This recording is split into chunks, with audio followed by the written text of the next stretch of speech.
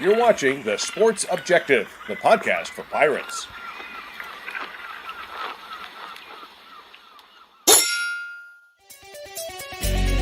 Yeah. My heart is purple and gold. I'm a pirate down to my soul, and I don't back down, not at all. Find out when the cannons explode. From the sidelines down to the post, put it down like not even close. All out to the last whistle blow. From the flag with the soul and crossbones. Everybody stand up, get your hands up. Let the team know that we got their back. How about those friggin' Pirates? Welcome into the Sports Objective, a very special night. Two great coaches on one great show. Bubba Rosenbaum, how are you, man? I'm doing well, Dave. How are you? I am great because we have two of my favorite coaches on the show tonight. And one that's the longest tenured coach at East Carolina. And we were just talking about that in the green room. And Bubba, very excited to have him back. Yeah, always enjoy talking ECU track and field with head coach Curt Kraft. Coach, welcome back. Well, thank you guys. I always look forward to being on your show, and you guys do an awesome job. Thank you, Coach. We were talking about it. Hard to believe time is flying. 18 years, really? Is it really 18 years with us? We came here in the fall of 2005. So, wow. And my wife is a school teacher here in Pitt County, and when we moved here, my one daughter was a junior in high school, so she went to South Central, and Right. then we left our other daughter behind. We came from Reno, Nevada, and we spent 14 years in Reno, and my one daughter stayed back there, got married. She has a child, and my other daughter lives here in town, and she's also got a little boy. So I'm grandpa, 2 grandchildren. Wow, that's awesome. In fact, I was talking to you in the green room about the importance of track and field. I mean, when you look at how many coaches that have been come and gone with the different programs with track and field, there you can probably count them as far as the history of the program, a handful, right? You know, everybody knows the legendary Bill Carson. Yeah, he was there when I was it. Bill was here for 40 plus years, and I think he passed away in 2012, if my memory serves me correctly. But I got a chance to work with Bill for from 05 to 08. So I worked with him two or 3 years. And then he moved down to the mountains in western North Carolina. And then I became the director of the program. So I came in as the women's coach, and then I assumed the directorship of both programs in the spring of 2008. But yeah, me and Bill. And then before that, you know, there was a guy by the name of Charlie Justice. Chew Justice was here for a minute. So yeah. I'm honored to be here for that long, you know. No doubt about it. And talk about that, the stability of the program, the culture that you've built. It means a lot when you can have like Carson, Coach Carson, yourself. I mean, there's a reason why you have Olympic athletes and why people choose East Carolina, because they know that it's a rock solid program. You know, and I think that is so important, Dave, that you bring that up, because I think that, you know, as I mentioned before we went on air here, is that with you know, tenure and stability comes success. And I think one needs to come before the other. So having been here this long and being surrounded by a bunch of great assistant coaches, we've been able to accomplish some really, really neat things. And I've always said that it's not about me. It's about us. It's about the student athletes. It's about great assistant coaches. So when you put those things in place, you have nothing but a chance to have good success. And I don't take that for granted. You know, we've had a lot of individuals come through this program, both men and women, that have gone on to the NCAA regionals, that have gone on to the NCAA finals. But I think that comes through hard work, through dedication, through setting a culture. You know, last year we had that great lady pole vaulter here, which we were so proud of. And she just got married here a few short months ago in December, and now she's a nurse in Greensboro. So there's a lot of success stories like her Tanita Butts was a great high jumper from Alexandria, Virginia, from T.C. Williams High School.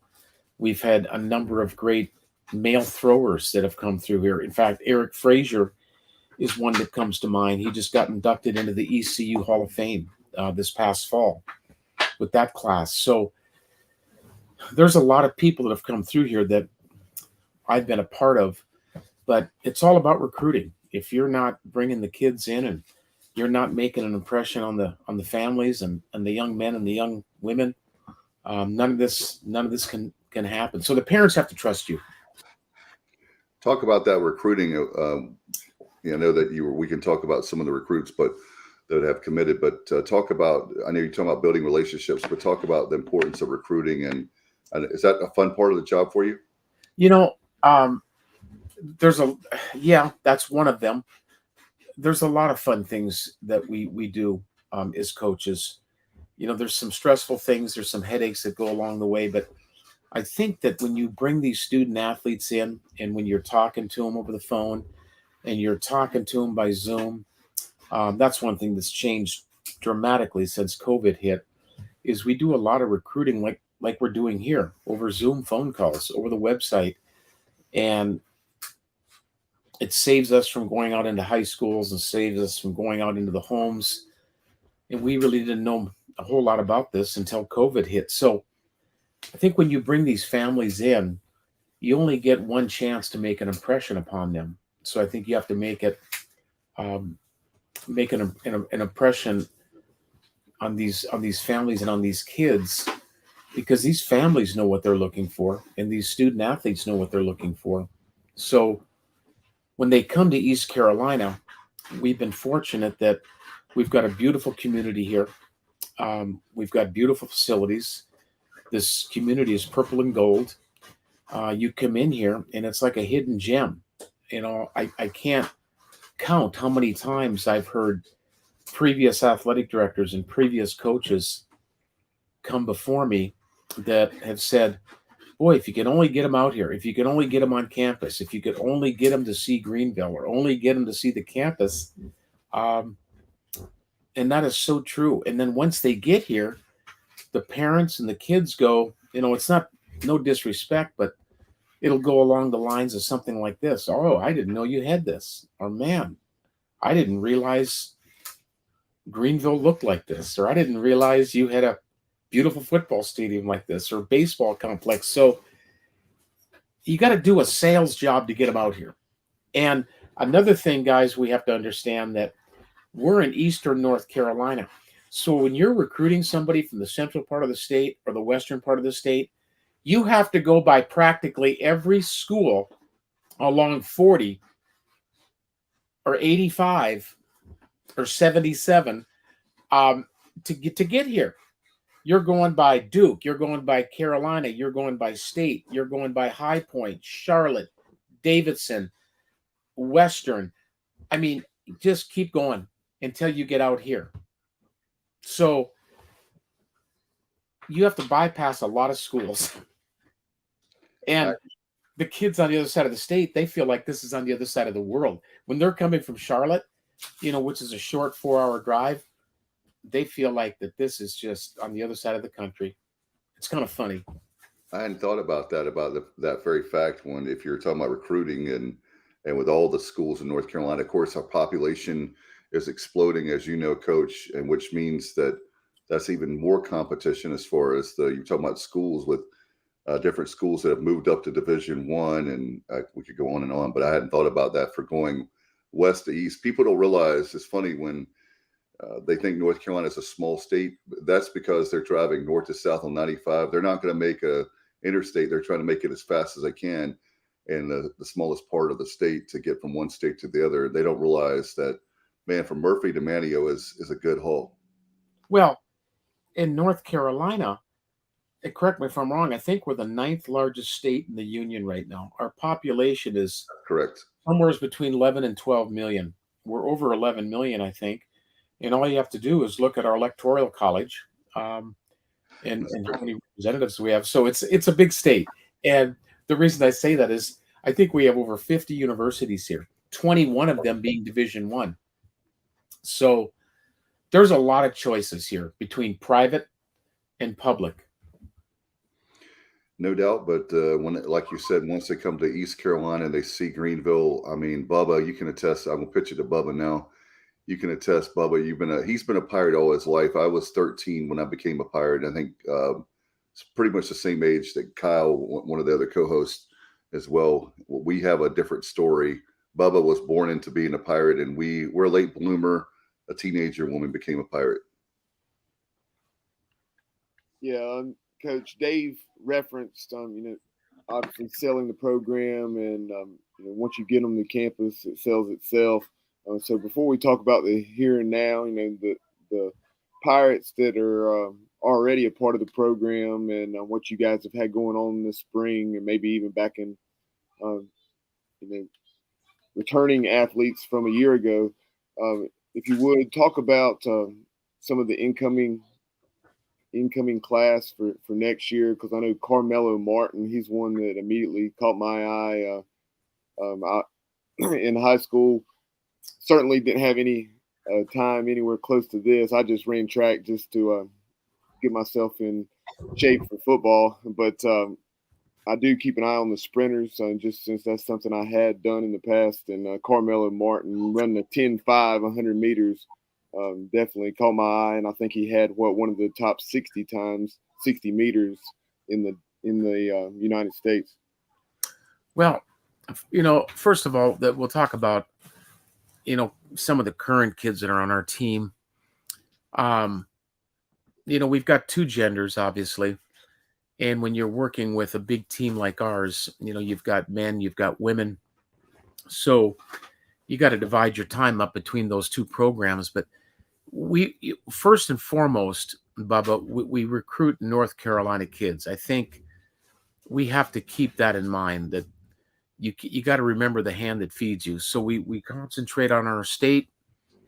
And then after we concentrate in our state, then we obviously go around the contiguous states that border North Carolina. We recruit out of South Carolina, where Mello Martin's from. We recruit a lot out of Virginia. We recruit kids out of Georgia, Pennsylvania. So the kids on our team, there's one guy that really stands out. He's a young man from Charlotte. You had a graphic of him up earlier, but Royal Burris. Yep, there he is. He, in fact, at that meet last year, he was the 200-meter champion indoors, and he was the runner-up in the 60. Scored 18 points at that conference meet. He's from Harding. I believe it's Harding University in Charlotte, North Carolina.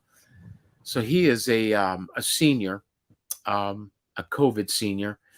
He's still got another year. So he's just done a tremendous job for us. A great leader, super young man. On the women's side, another one that stands out is a lady by the name of Melissa Muzan.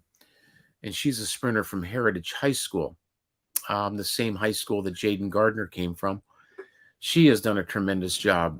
She's a 60-meter lady, 100-meter lady, 200-meter lady. And she was one of the best in her freshman year. She ran 7:30 in the 60. And she is one of the best ladies in the conference. So we couldn't be prouder of her. Those are two that stick out. But one of the things that we do in our program, David and Bubba, is we're well-rounded. Track and field's got 21 events outdoors, 17 events indoors, and we try not to specialize in any one event. We try to be a well-rounded team. We try to cover all the event areas, whether it's the triple jump, the high jump, the long jump, the relays, the hurdles. So if you're trying to do well in track and field, you're trying to score in as many events as you can. So we're a well-rounded team, both men and women. We've got a slew of great throwers on the women's side that we're so proud of, that Coach Price does a tremendous job with. We've had transfers come in. We've had all kinds of people that have transferred from Barton College. We had a gal that transferred in from North Carolina A&T this past year by the name of Jasmine Jenkins. That's a great thrower. So the list goes on and on. And when you talk about recruiting, Bubba, we've signed some really good kids this past fall. Mello Martin being one of them. He's from South Carolina. He's a great 100-meter guy, great 60 guy. Coach Cheek does a wonderful job, as you've visited with him numerous times, Bubba. He's a Pirate. Coach Cheek's a graduate of this place, passionate coach. So we signed another kid by the name of Jalen Green, which is from the Virginia Beach area.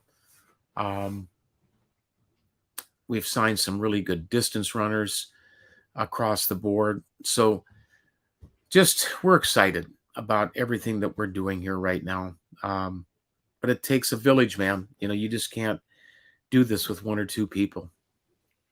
Going back to Royal Burris, I know here within the last week or so, a little over a week ago, I believe you guys were up at Virginia Tech, and he had an excellent showing up there and earned AAC Track Athlete of the Week honors.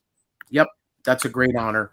In our league, every week they honor a male field athlete, a male track athlete, a female track athlete, and a female field athlete. So in the league, we have 11 women's teams. We have 8 men's teams.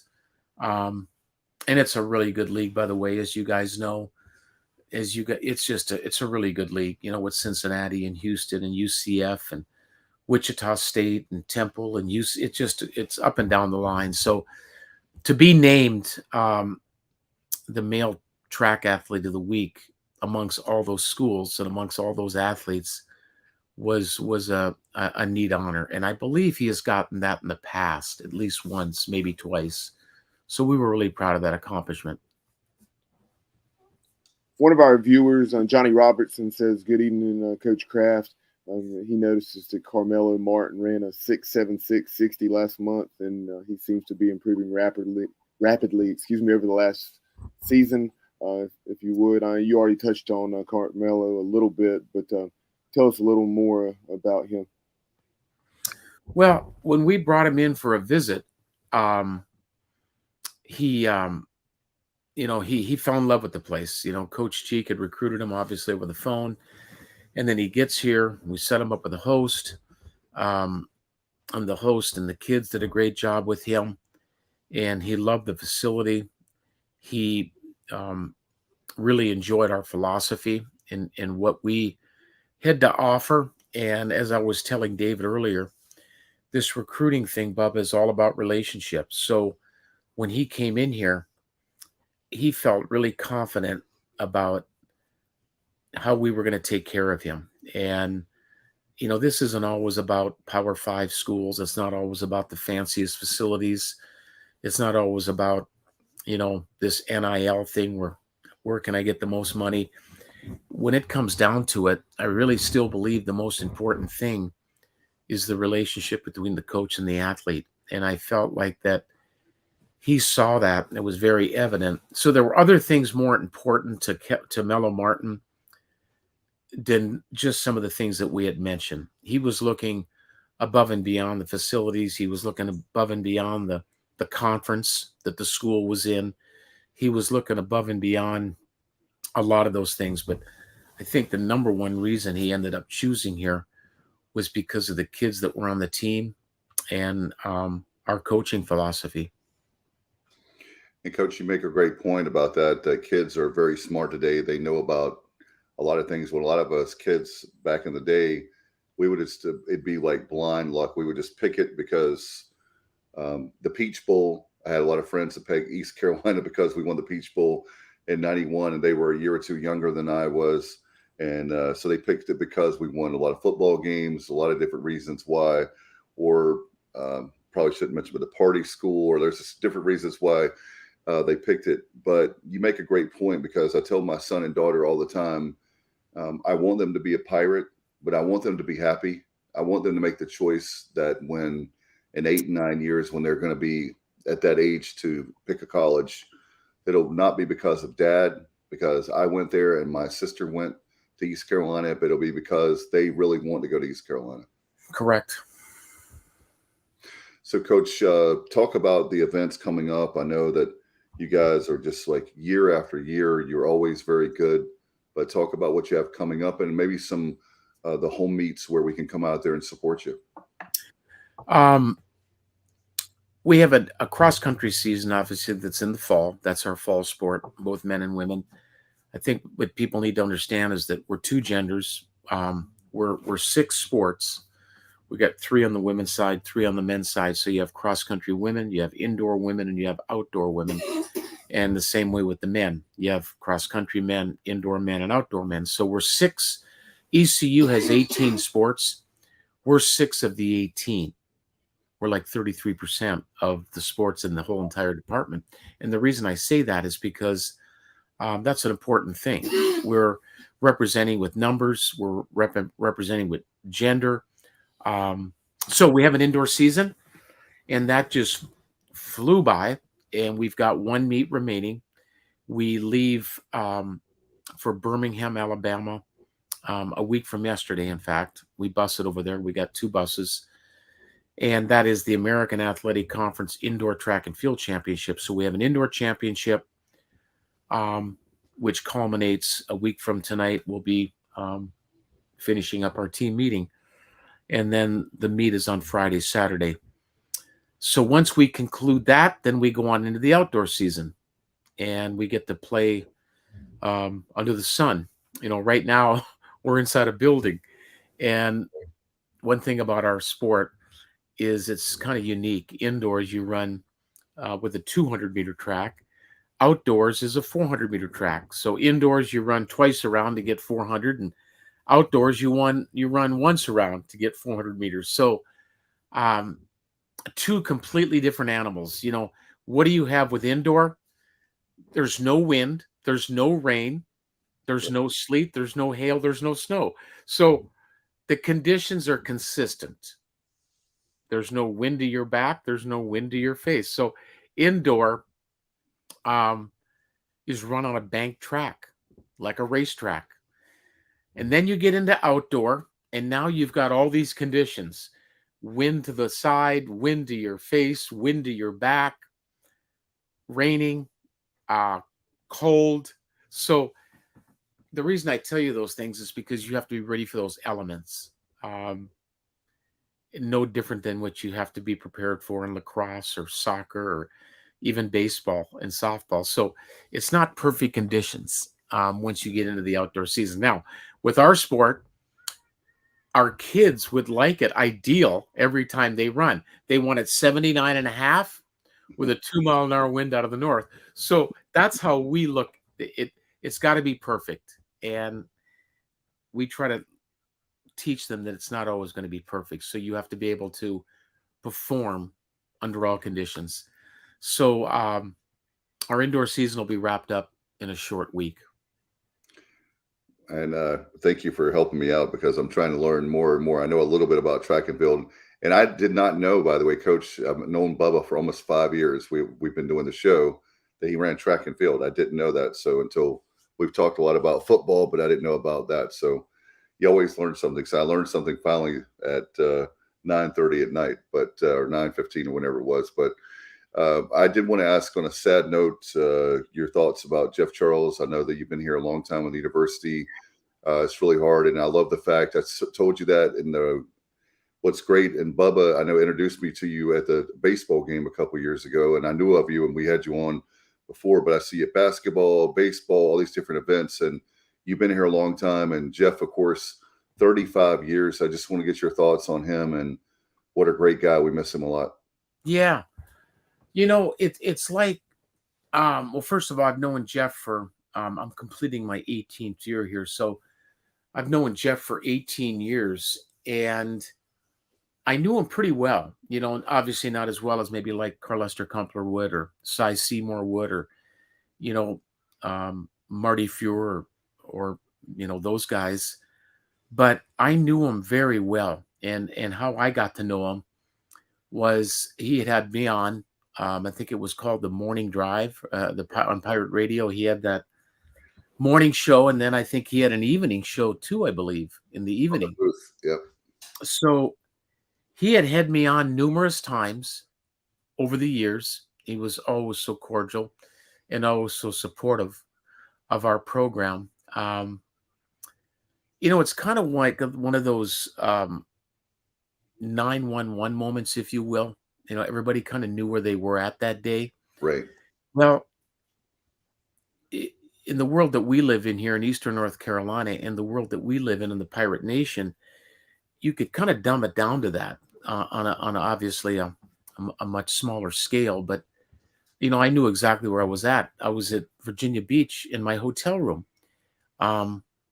last Friday night, and we all do this. You look at your phones and you look at the website, and I looked at the ECU website, and I saw that where it said ECU mourns, the voice. And I looked at it once, I looked at it twice, and I thought, man, I was taken back, like hundreds of thousands of other people were. So I knew exactly where I was at, and I'll always know where I was at when that breaking news came across. But Jeff, boy, you talk about iconic. I mean, he would be the definition of a legend in that broadcasting world. Very iconic, was known across the nation in the circles that he ran in. And I know we're all, replaceable, but it's going to be difficult. I don't think it's going to be ever the same. I don't know how it could be. Somebody that was there that long and made an impact on so many different people. And one of the last times I visited with him was I talked to him at the Wichita State home basketball game for a minute, but I talked to him at length. I believe it was the Temple home game. And he was really excited about this baseball venture that he was going to do. I don't know if you guys knew about that, but it was in Portsmouth, Ohio. Right. And he's originally from Michigan, across the Michigan-Ohio line, I think. But Portsmouth, Ohio, I believe, is right on the line. But he was going to do this baseball venture. And he was excited about doing that. And he showed me renderings or drawings of the uniforms and the logo. So his wife, Debbie, I think, was an integral part in working on some of that. So we got to visit about this stuff at length, which was really interesting. So lo and behold, no one could have guessed this one, but he is going to be sadly missed.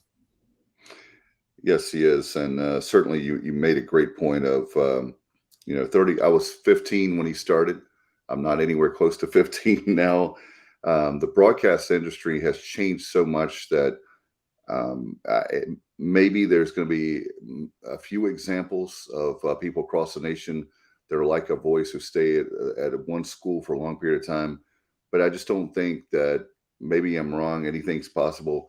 I just don't see a guy, a gal, a lady staying at a school for 35 years. And he was 70 years old. So half his life he spent in Greenville. So I'm hoping that I know they're working with the family administration is on doing something special to honor him. And I look forward to that because, man, he gave thousands and thousands of hours. He even did a couple of years with me at the Eastern North Carolina School for the Deaf. Originally with a Ride with a Voice. He did that to raise money. I was working at the school teaching and coaching, and we needed, to raise money, and he helped us out there. And then, of course, he moved it over for the School of Nursing for his daughter was, of course, killed in an accident many years ago, Heather. And he did that in honor of her because she was a nursing student at the time of her passing. So just a great guy. And that's the thing. He was one of those guys that was very good, but a better person. He was great at what he did, but very approachable. I don't think he ever turned anybody down. Talking to them in Pirate Nation, anybody that said go Pirates, he spent time with them. Yeah.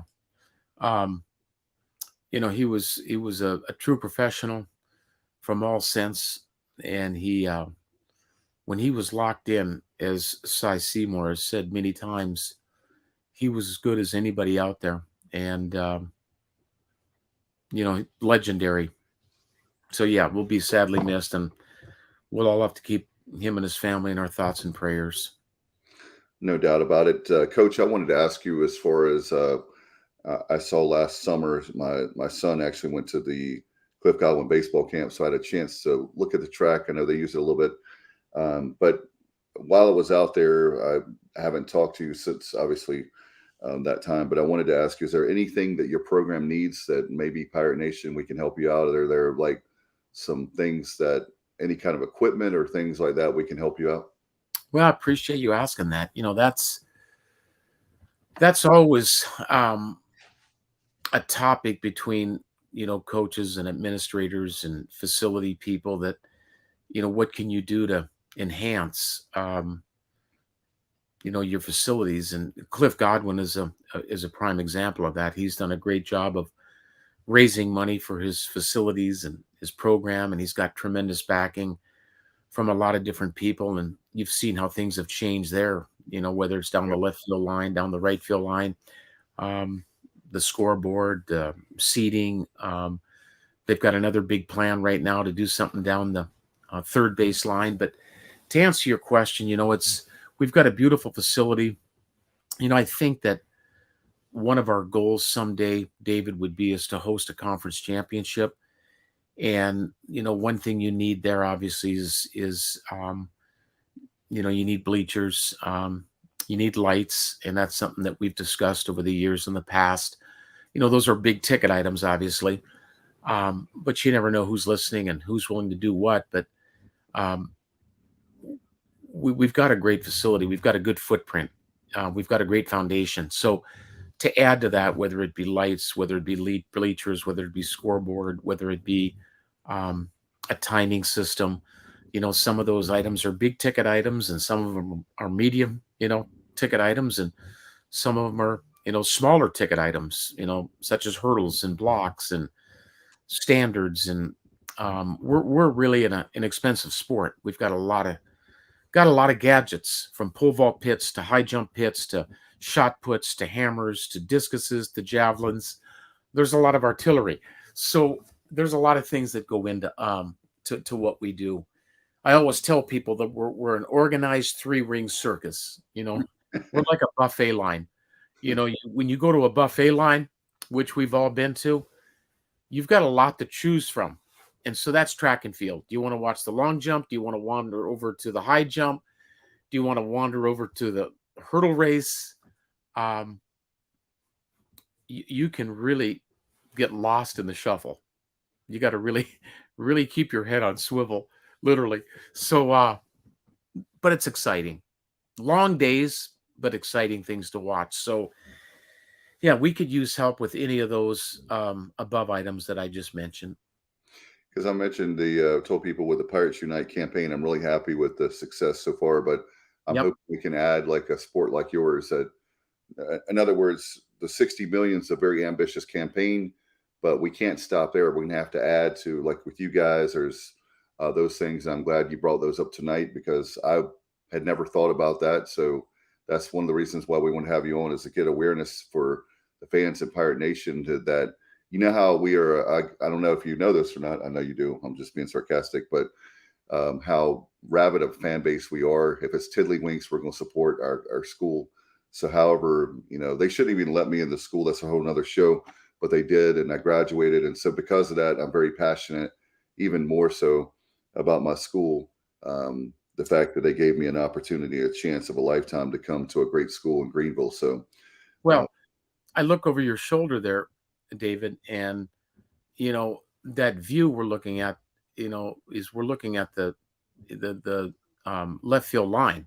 that's Is right. what we're looking at, and we see the hitting facility behind you over your right shoulder, and over your left shoulder is where Starling hit that Oh, yeah. run to tie it up 8-8.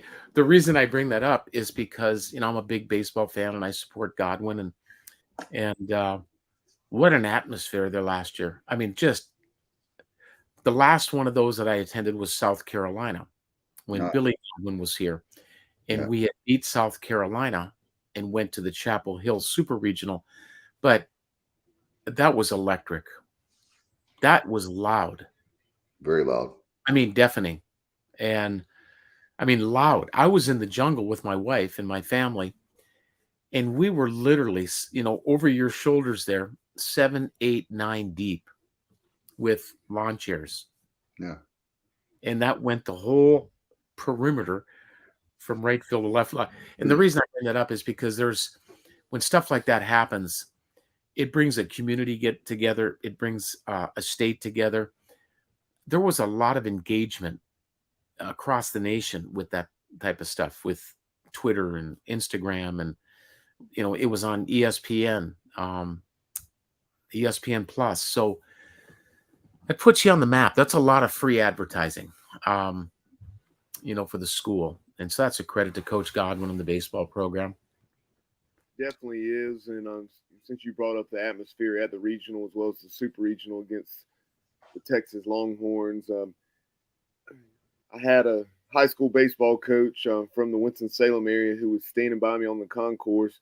This is a guy who played at another program in the state. He played at High Point, and he's actually sent a player to East Carolina, but had not been to a game, but had been to the facility. But he was blown away. He said when he saw the atmosphere that we had in Game 1 that Friday at noon against Texas, he said, I can't believe this. He said, this is the SEC environment. He said, this is right there, with Ole Miss, LSU, Arkansas. He said, this is tremendous.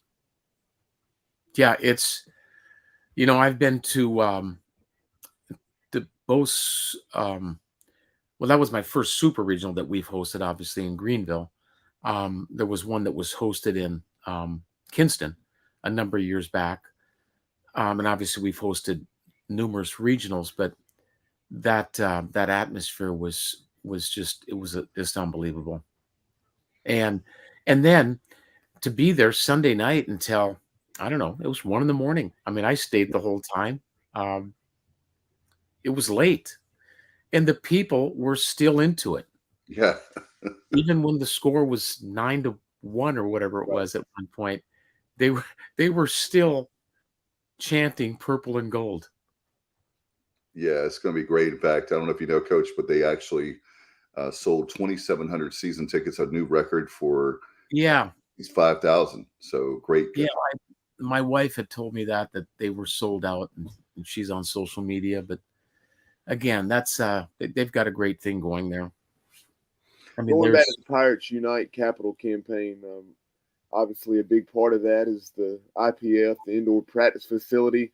And that's something that not only would Mike Houston and then other outdoor sports like yourself benefit from. So if you would just talk about all the ways the indoor practice facility would benefit you, because you talk about not having lights. So if you needed to have a night practice, or obviously lightning, if the facility is available, that would allow you to get your practice in. Well, from what I understand, Bubba, and don't quote me on this, but it is supposed to be a multi-purpose facility, with obviously a football field inside there. But from my understanding, everybody is supposed to have the ability to use it. If football's not using it, it's to my understanding that you're going to be able to hit some ground balls in there. It's to my understanding that the track and field kids are going to be able to, condition in there. It'd be nice if they put some track lanes around the outside of the football facility. That's how most indoor practice facilities are. They have a 4, 5, 6 lane track that goes around the perimeter. But anything at this point would be better than nothing. So that is, Bubba, one of the things that's on the drawing board. I don't know when they're going to break ground for that, but that's a big piece of what they're trying to do here. And then I think once the money's in place, then we'll go to the next step. But yeah, that would be something that we would be allowed to get inside to. And Coach, they actually told me at the Pirate Club, they're trying to, I'll add this and I'll pitch it back to you, Bubba. They're trying to have the money raised by the end of this year, being calendar year of 2023. And I don't know how long it'll take to build the indoor practice facility. I would imagine 1.5 or 2 years. I have no idea. Maybe not that long, but maybe Bubba would know more than I do on that, but that's very ambitious to have that. But at the same time, every day that we don't have the practice facility is a day that we're losing ground, or at least a little bit, in my opinion. All I was going to chime in with is, here recently I've watched a few videos of Coach Prime, if you will, Deion Sanders, since he got that Colorado job, and to Coach Kraft's point, the Colorado indoor practice facility, does have they have such a nice one that they run. I believe they run indoor meets there. So, but Coach Prime was checking out some of the Buffalo track and field athletes and getting their work in. Yeah, most of these, well, I say most for a lack of a better term, but like University of Washington has got a 300-meter track around their facility. One that comes to mind at University of Idaho has got a 300-meter track around their facility where the Vandals play. There's a number of these places that now there's also a number of them that don't have tracks around them either. That it's just Chapel Hill, for example. I don't know if you guys have seen Chapel Hill's new indoor practice facility. It's beautiful, absolutely gorgeous. It's right next to the soccer complex and right next to the Eddie Smith Fieldhouse. They don't have a track around there. NC State has got also an indoor practice facility right next to PNC Arena. And I believe they do have some lanes or something in there, but there's a lot of ways to configure these things. But it all comes down to money. Speaking of which, Coach, you mentioned earlier, I forgot to ask you about that with NIL. Is that a factor for you guys in your sport as far as for East Carolina? David, it hasn't hit. Well, I shouldn't say that. I'm sure it's some of the Power 5 schools at some of the powerhouse track and field programs like Oregon or LSU or Texas A&M. Places like that, I'm sure that they're being impacted by that. But we haven't seen much of that at our level at ECU. Now, there is some small things that are going on with some of these student athletes, whether it be, some food deals or restaurant deals or something along those lines, but nothing to the magnitude that we're seeing at A&M in football or, Alabama in football and Florida. Yeah, that's a whole nother can of worms right there, boy. Don't even get me on that soapbox, but it's quite a deal. It's just, our president of the NCAA, I don't know if you guys follow this or not, but Mark Emmert is no longer our president of the NCAA. I believe the congressman was from either Delaware or Massachusetts, New Hampshire. It was the governor. They hired a governor as the new NCAA president. And that just didn't happen by accident. They named him the president for a reason.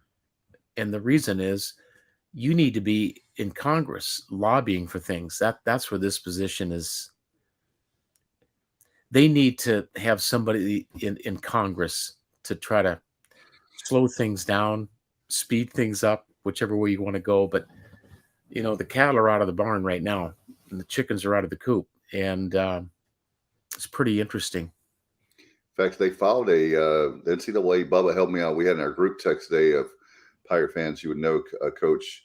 But we actually had one of our friends who had an article about how the NCAA had went to the Court of Appeals to stop NIL. And I'm like, okay, couldn't you have done that a few years ago before we had NIL? It's like it's already out there. Unless you get national legislation, it's about the only way you can regulate everything fairly and not have. I mean, that's where the Wild Wild West is for me. Is some states are allowing this. And other states are, I don't have any problems with necessarily paying the athletes as much as I do with what is permissible, what is not permissible. It's just a huge mess as far as that is concerned for me. Yeah, there's no governance. And I shouldn't say no governance, but there's just a lot. It's a complicated thing. And, the NCAA wants the institutions and the conferences to monitor this. They're all about deregulation. They want to continue to deregulate. You know, that manual used to be about that thick, and now it's a pamphlet. So I've never seen anything like this before. And I'm not saying the kids shouldn't get a piece of this pie, because I think it was, due time. The coaches are making a lot of money doing this in certain sports, so I can understand where they were coming from with their name, image, and likeness. But, to me, name, image, and likeness was, doing a commercial, or, doing something, not, getting paid $3 million to that. To me is not amateurism anymore. And I don't know if you guys followed that Florida quarterback. There's a kid from California that committed to Florida, and the Florida Collective promised him a huge sum of money. And then they send the kid a letter and said, no, April Fools, we're not going to come through with this. Jaden Rashada, and he wound up going to Arizona State. I don't know how the Sun Devils are going to compensate. Yeah, so the Florida, you know what I'm talking about, Bubba? You probably saw it, and I did. They let him out of his. It was a crazy sum, like you said. Was it $13 million? It was. I want to say it was $4 million a year for 4 years, or $3 million a year for 4 years. Right. And, 13 million over the course of his career. And then the collective said, no, we're not going to do that. And they sent him a letter. And then the young man wanted out of his national letter of intent. And they did. So, the collectives, again, and if we got to go, we'll hang up here. But these collectives, they're the ones that run who's supposed to get what. And we've got one here at ECU. Just get on the website. We've got a collective, the Boneyard Collective. Yeah. So what we're afraid of is, if we don't have money in this collective, that, as you mentioned, David, that, we're going to fall behind. But what I feel bad for are these supporters. They're asked to give to the Town Bank Tower. They're asked to give to the Pirate Club. They're asked to give to the Capital Campaign. They're asked to, so at some point, where do you draw the line? Yeah, it's going to be interesting to see how things play out. Coach, appreciate your time. Yeah. I know you kept you a little bit longer than expected, but enjoy your visits every time you come on with us. And good luck to the outdoor events, and actually the one more indoor event you have. And don't be a stranger. Look forward to, I'll see you at a baseball game, or definitely football, basketball for sure. Yep. And our home meet is March 31 and April 1st at the Bill Carson. It's the Bill Carson Invitational. And that's always a fun meet. So we do have the one home event, and we look forward to that. Thank you, Coach. Appreciate you very much. Alrighty. Thank you, guys. Have a good night. Go Pirates. All right. Bye-bye. Go Pirates. All right, Bubba, always good to have Coach Kraft on. He's one of my favorite coaches. And again, great to have him a part of Pirate Nation, and makes you feel good knowing that you have such a great man and leading the program there for track and field. Great visit with him. Great catching up with him. Wow, tomorrow, it's less than 20 hours away, something like that.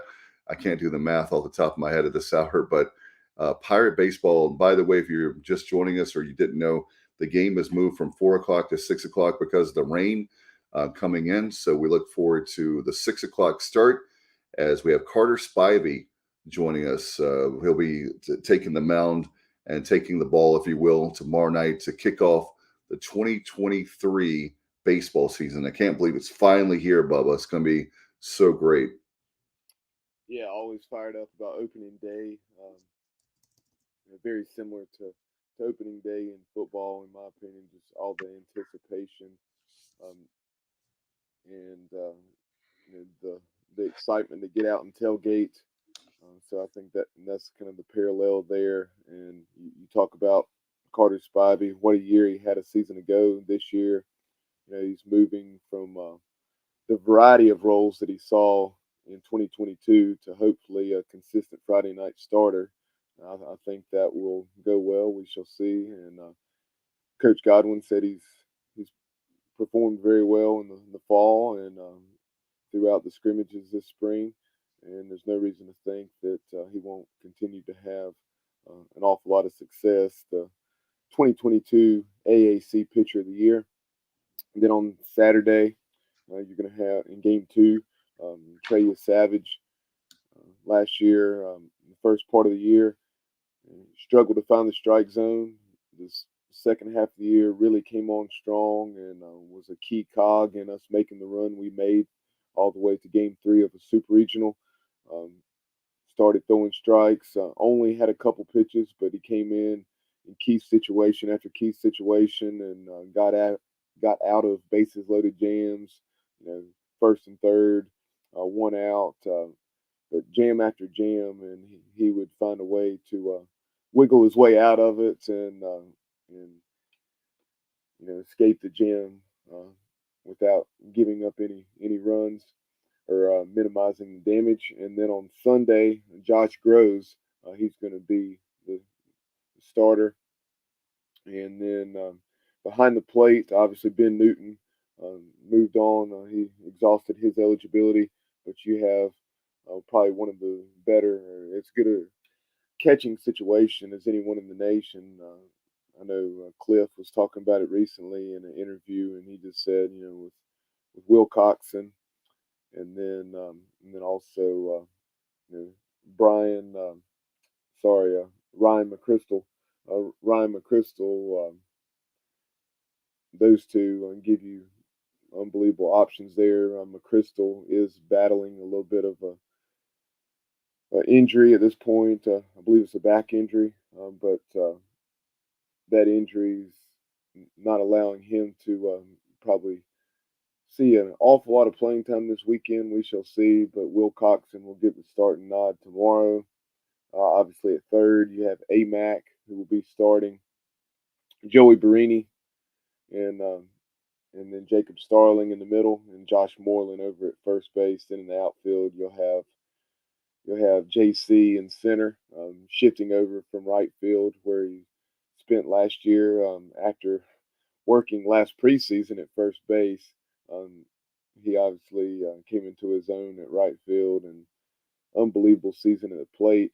And then the always exciting, always reliable Lane Hoover in left field. And then out and right this year, it will probably be Carter Cunningham, but we shall see. Yeah, that's well, McChrystal, I didn't realize that. So one of the things I've been saying, as you know, Bubba, preseason is that I guess kind of the hot stove league for us around here is the fact that the only thing that concerns me with the pitching and then obviously the team in general, it may sound like a cliche, but this team is loaded, a lot of great talent, and the injuries is the only thing.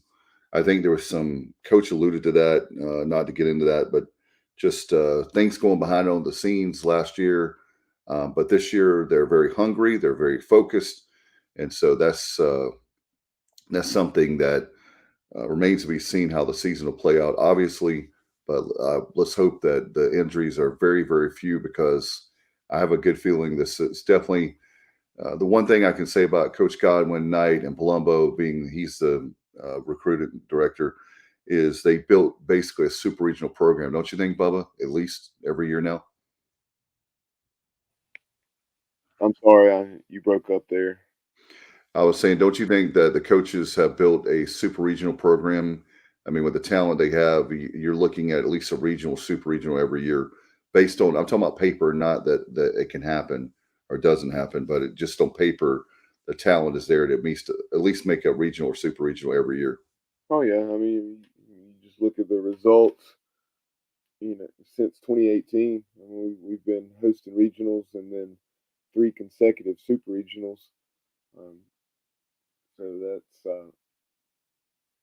like you said, it's not going to happen every year, but the program has progressed to the point, and Cliff, Coach Palumbo, and staff, Austin Knight, they've stockpiled so much talent, and right, that if we handle our business, and you hear Cliff say that all the time when he's asked about the upcoming opponent, he says it's no disrespect to them, because if we don't play the way we can play, we'll get beat. But we're focused on putting the best foot forward for the Pirates, and if we do that, then more often than not, we'll be okay.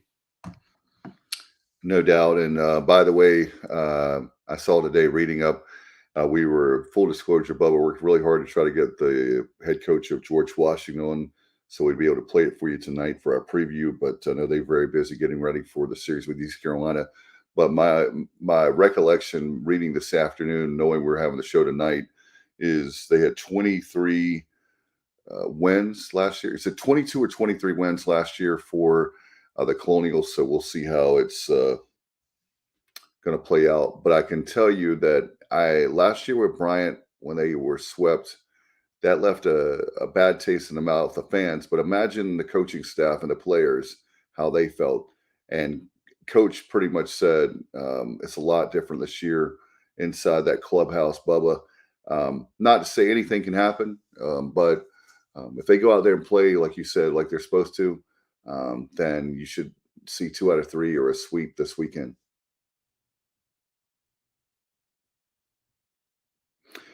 And obviously, with the series, we want to remind everybody again, just joining us, that tomorrow night's game starts at 6:00, Bubba. I can't wait for that. And then on Saturday and Sunday, I don't know the times. Is it 2 and 1? Yeah, 2:00 and 1:00, but that's obviously subject to change with tomorrow's forecast. We shall see if we, fingers crossed, that we're able to get it in and don't have to play a doubleheader on Saturday. But as of now, things are on, just being bumped back a couple hours from 4:00 to 6:00. Yeah, we'll see. Hopefully, we can get that game in tomorrow night. I'm looking forward to it. And there's a lot of people know where's David going to be tomorrow afternoon, early evening. I'll be right there, Clark Leclerc. And Bubba, you're going to be able to make the trip. I haven't even had a chance to ask you this week. If I do, it would Weekend. be on Sunday. Kids have stuff going on Saturday. They got basketball games, but we'll certainly be tuned in and following things, watching on ESPN Plus, and we'll see if I'm able to make it on Sunday. But definitely plan on. I'd love to get to the games next weekend. Got to look at the kids' schedules. If nothing else, I'll be in Chapel Hill on Sunday if I can't make either of the games in Greenville. But I think what I may end up doing, I may be able to make the Friday night game and then the Sunday game. Yeah, for me right now, the good news is, Bubba, we doesn't mess up we don't have a game this weekend. It's like a bye week, if you will, for rec basketball in Williamston for my boy and girl. So it's great. It works out great. They don't have to worry about ball games, and I can focus on the ball games in East Carolina. By the way, Bubba, really excited for both men's and women's basketball. I want to be able to touch on that too. Last night, it was very strange. I had the men on my iPhone, and I had the ladies on my TV, and watching them, and both of them got down, and it was really bizarre, but really cool moment. I don't know if you know this, Bubba, but they both were coming back. Of course, the ladies didn't have the big deficit that the men did, but they both came back at the same time. That was really, really cool. A really cool experience to have. Really proud of Kim McNeil, what she's built in year 4 there with the women's program. Maya Joyner, Danae McNeil had 30 points. I believe that's off the top of my head at the end of the game. 30 points. She was just amazing. But Pirates win again. The Lady Pirates were winning at Cincinnati with the Bearcats, and the men, that unbelievable comeback. And Bubba, I heard off the top of my head, I'm trying to remember, but I believe it was 1981. This is the biggest comeback since 1981. That may be right. I don't think it's the largest comeback. It's the largest. It's it was the 10th largest comeback. I know it was one of the bigger second half comebacks. but not sure exactly. Nonetheless, I mean, it was remarkable because we could not get a stop, and we went from not being able to get a stop because when even though we weren't getting stops, we were still hanging in. Down 10, it would go back to 15 or 16. Down 11, it would go back to 16. We just couldn't get the game in single digits because we weren't getting those stops. But then the final 9 minutes, we outscored the Bearcats 26-6, and R.J. Felton, after a very poor start shooting the basketball, he knocked down 4 out of his last 5, made some unbelievable plays, like the play saving the inbounds pass there, where I believe it was Jaden Walker just had to throw it up to avoid the 5 count, and the stars aligned, like Michael Perry said. We did what we had to do, and it's almost like everything that needed to happen happened. And to our credit, give our guys who were obviously mentally and emotionally drained over the last 4 or 5 days with what they witnessed down in New Orleans. Give them so much credit for the tremendous heart they showed over the last 10 minutes, and just continuing the battle and found a way to get it done. Right. And by the way, the men now 13-12, so they're over 500. Happy with that, 4-8 in the conference, and they have a game at SMU on Sunday. I believe that's on ESPN Plus. The women are going to be at the same time as the baseball on Saturday. As of right now, unless they change the baseball schedule, but for the first pitch for Saturday. But the women have a game at 2:00 on Saturday at the same time baseball. So Bubba, for me, I'm going to be walking back and forth. Love Kim McNeil. Love, obviously, Cliff Godwin, what he's done with the program. So that'll be a lot of fun for sure. So, by the way, if you want to check out all the information, just go to ECUPirates.com. Want to remind you about tickets for football, 1-800-DIAL-ECU, ECUPirates.com, and you can call for that. Bubba, some great programming, I know, with Coach Connors. I want to plug that before we get out of here, and our great sponsors. Yeah, go back and check out our YouTube channel and our playlist. Coach Connors' Absolute Empowerment. Here recently, he's caught up with Rod Coleman from the 90s, a guy who had the opportunity to play in a Pro Bowl. Also, a former Pirate who was a Pro Bowler, Vontae Leach. You had Jeff Carr, EMAC, Junior Smith, and so many excellent interviews with Coach Connors. So definitely go back and check those out, as well as some of our Pirates Life for Me, where I've caught up with various Pirate fans, Shane Carden, and then also other famous football alums, or maybe alums of other sports as well.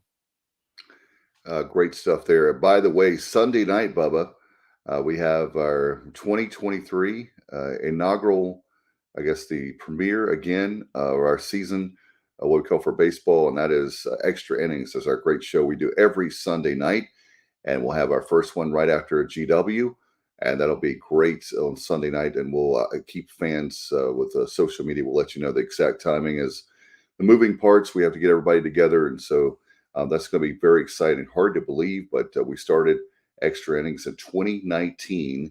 So 2019, 20, 21, 22, 23. I think it's our 4th season of Extra Innings off the top of my head. So look forward to that. Before we go, want to say give a shout out to L&K Construction. Appreciate our good friend Kevin Walker for the custom homes there, L&K Custom Homes. And give him a call, 336-688-8461. Kevin Walker, KK Walker is the best. We appreciate you, Kevin, very, very much. And obviously, pgxgloves.com. PGX Gloves, you can go there. Got to do that.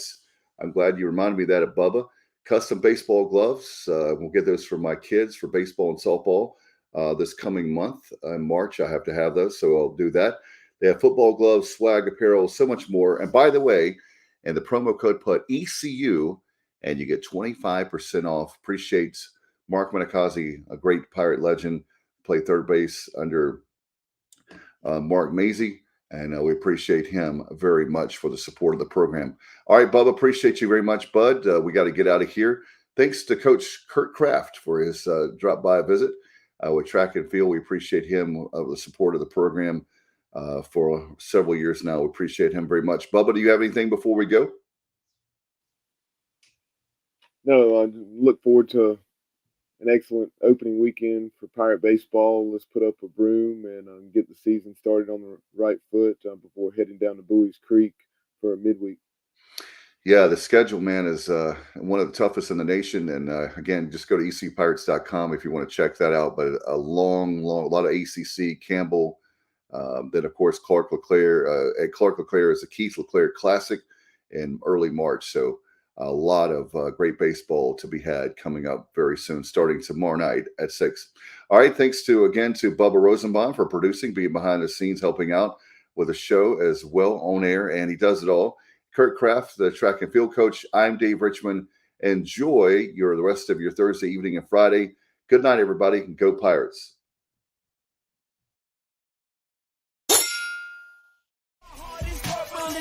I'm a pirate down to my soul, and I don't back down, not at all. Find out when the cannons explode, from the sidelines down to the post. Put it down like not even close, all out to the last whistle blow. For the flag with the soul and bones. Everybody stand up, get your hands up, let a team know that we got they back. This is our house, this is our town, our time, everyone not copy that. Everybody in the stands go bananas, scream loud, but don't hold back. Every foot, every yard, every first down, every touchdown with the cannons blast. Get it on, get it all, get the wave going like a hurricane.